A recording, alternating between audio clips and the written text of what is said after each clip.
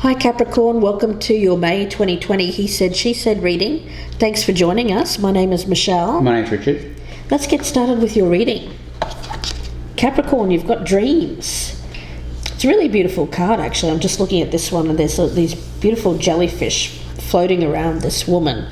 So there's an energy here about dreams in whatever way that may resonate with you. It could actually be something that you're dreaming of, a goal, a person maybe, or it could be messages coming through in your dreams, something that you're learning from your dreams also.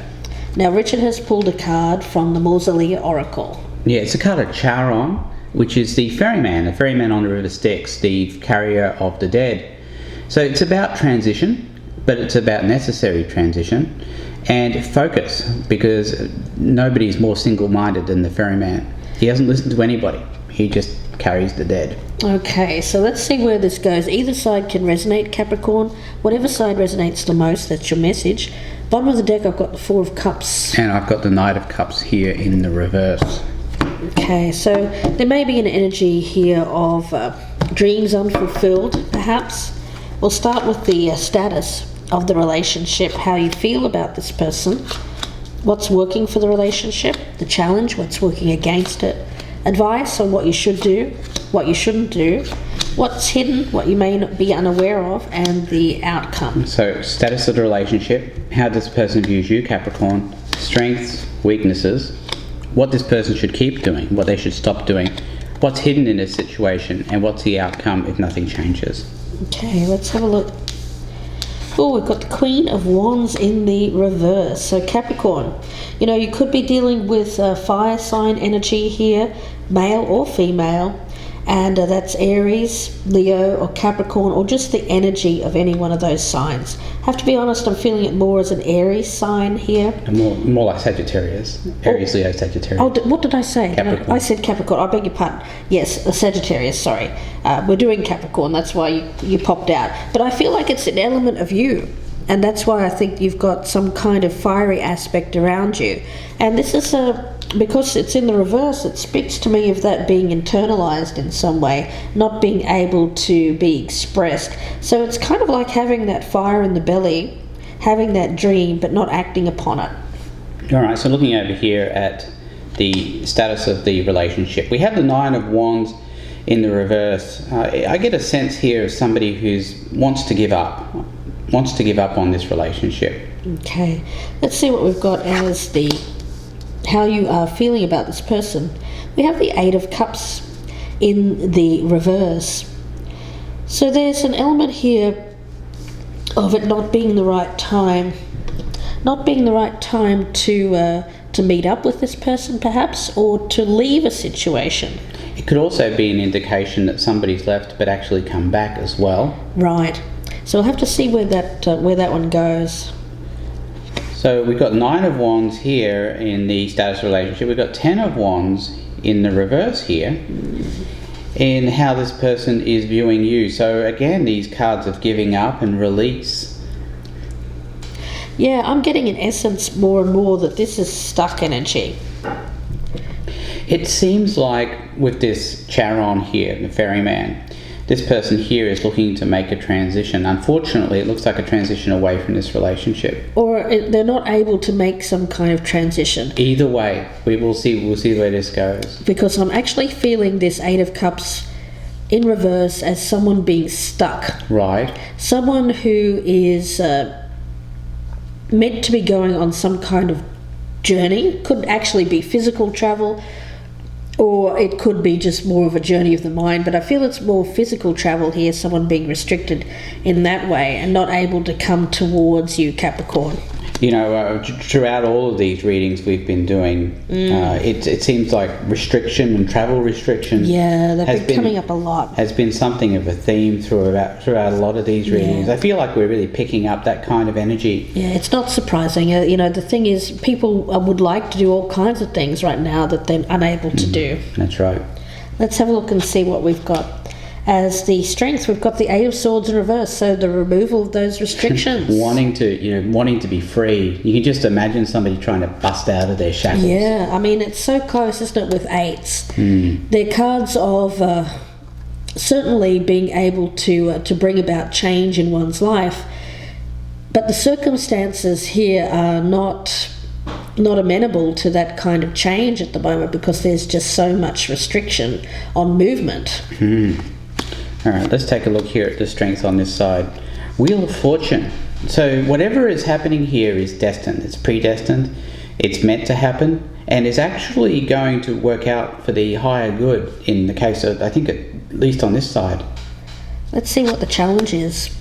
We've got the Four of Swords in reverse. So again, it's coming out of this period of where there's isolation, where people are needing to spend a lot of time separate from each other.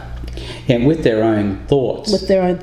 It can be a good thing, of course, because we've had a lot more time to free of distractions, to think about our lives, to think about where we're currently at, and perhaps to go through some necessary process here where someone's needed to gain some clarity, perhaps on movement or on change, a transition, a dream. And you think about it, and we know that people who can contemplate too much, it is possible, and that's why I believe that's there as a weakness. Yeah, and I'm also getting a challenge in terms of possibly some health issues. There may have been some sleep disturbances. I'm also picking that up when we come across dreams. So someone whose sleep has been disrupted, it may have been for a number of reasons. I feel it's more about some kind of health issue. It's probably just minor. I don't feel it's anything major here. But it's someone who needs to go through some kind of healing process. Yeah. And maybe isn't. And maybe isn't at the moment, yeah. The weakness over here, King of Pentacles in the upright. Yeah, what I'm seeing from this is that the present situation for this person is actually pretty good as far as the finances go. Maybe the other aspects of the relationship are not working out so great, but this may be what's keeping them in the relationship. Let's see what we've got as advice on what you should do. The Five of Wands. So it's about being a fighter. The Queen of Wands in reverse is more of a quieter energy, someone who perhaps will yield to a bit more demure. Taking things more on board, whereas this energy up here is more about externalizing force, power. So a show of strength, a show of power. For some of you, it could be in relation to health. Certainly needing to get your health back to make sure you're 100% feeling good spiritually and physically before you tackle some kind of major challenge, Capricorn. The other thing I'm seeing here is sometimes what two people need to do is just have a good rip-roaring argument. It could be that as well, have it out. Clear the air, get everything out in the open. Yeah. Let everybody know where they stand. Right. All right, let's take a look over here. We have the King of Wands in the upright here as what this person should keep doing. So it's about maintaining their level of confidence and also leading as well. Being that leader, leading the way, having a sense of purpose and direction, and being confident that they're moving in the right direction. Right. Let's have a look and see what we've got as what you shouldn't do. We've got the Knight of Pentacles in reverse. So here it's about not taking action. There's a feeling here of inertia, lethargy, laziness perhaps. I don't feel it's laziness. I feel it's more about how you're feeling. I think it's just gotten everyone so stressed and anxious just recently that people are suffering from, it's too much, having to deal with too much on their plate mentally. And I think for Capricorn, it's kind of made you lose a bit of your oomph Focus. Lose some of your focus. And for some of you, probably both of these people actually, it's affected them in a way in which I feel it's more physical on that side with the wands in reverse. It's more mental on this side. So someone's going through some challenges here. I get sleep deprivation, a lot of anxiety, and they are a fighter. I feel that they are a fighter, though they're not feeling so great about their current circumstances, but certainly there's some kind of dream, some kind of goal here that they're being asked to focus on, and they've kind of dropped the ball, if you will, due to the current circumstances, and just feeling some anxiety is what I'm getting. All right, let's look over here at what this person should stop doing. We have the Knight of Wands in the upright is what they should stop doing. So it's about, I think it's more about letting this person get back on the horse, so to speak, with this Knight of Pentacles in the reverse. I feel like this person here has fallen off the horse somewhat. And this person here, I think they see it as their duty to get them back on the horse. But I think in the end, they've got to get back on their own horse. This person can't force it. Let's see what's hidden here. We've got the King of Wands in the reverse. So we've got a pair. Again, I feel like Capricorn, you might be dealing with a fire sign, Sagittarius, Aries, or Leo. And the energy that I'm picking up around them is that they're being asked to be someone who is on top of their game. You know, the leader of the pack. I always call the King of Wands, or someone with that Aries Mars influence, as someone who is definitely seen as the star of the show. You know, all eyes on them, the attention is on them. But what's hidden here is this King of Wands is actually feeling less than that. Or this person's viewing this person as being less than. Potentially, but because this is hidden, I feel that it's coming across as a lot of assertiveness and a lot of ego, a lot of show. But actually they don't feel that hot about themselves, but it might be coming across as that. So I feel like we're talking about two people here. One is kind of, it seems to be some kind of argument.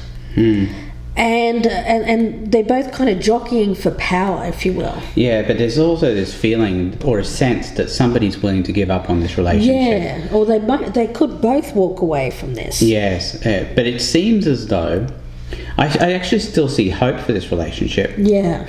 If this person can get down off their high horse, so to speak. There you go. All right, let's take a look at what's hidden on this side. We have the Nine of Cups in the reverse. So this person is not feeling fulfilled.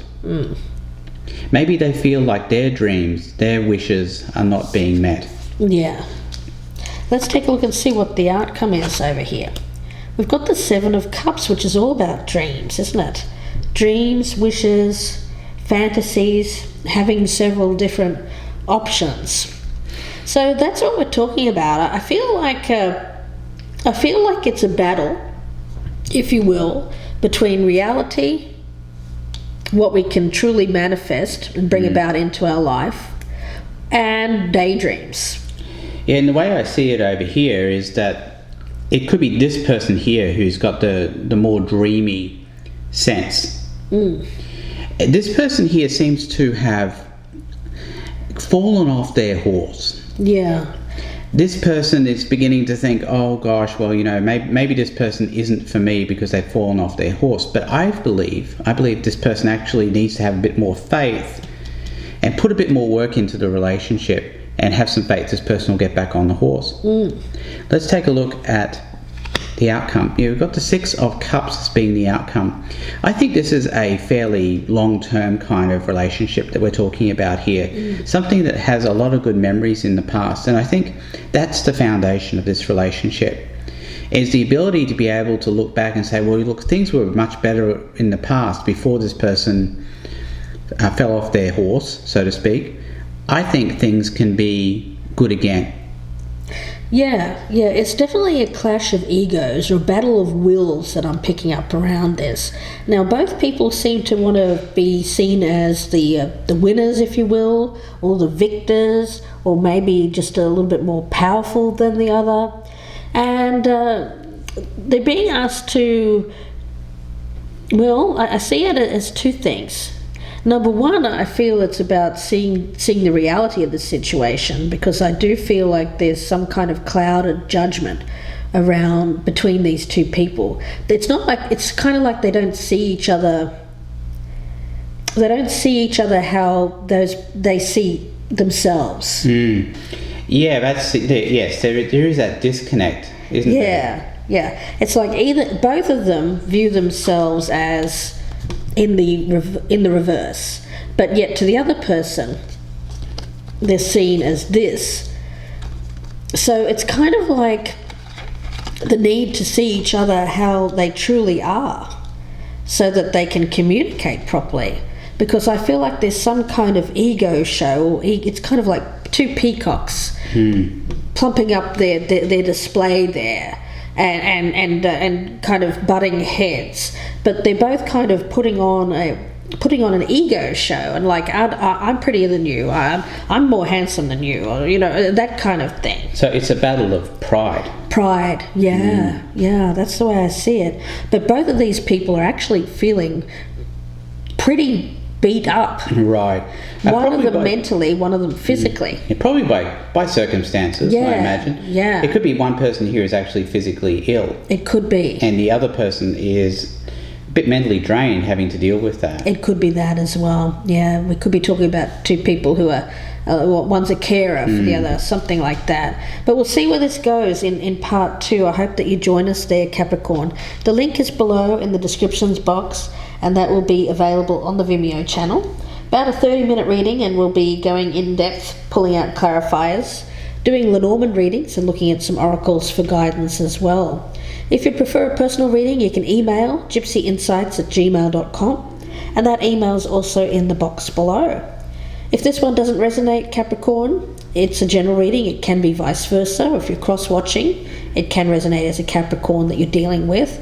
And of course, if it doesn't resonate at all, you can check out the self-repair playlist, and there you'll find readings that are done in this style. They're not sign or time dependent, so feel free to view those whenever you feel like viewing them. Wishing you the best with this, Capricorn. Seems like we've got a couple of people here, a battle of wills, but it's more about finding a compromise. So one person may feel like their dreams are not manifesting, and the other person perhaps is not on board with those dreams, but we'll see where this goes in part 2. Wishing you the best with this, Capricorn. We'll see you then. Thanks, Capricorn. Goodbye and good luck.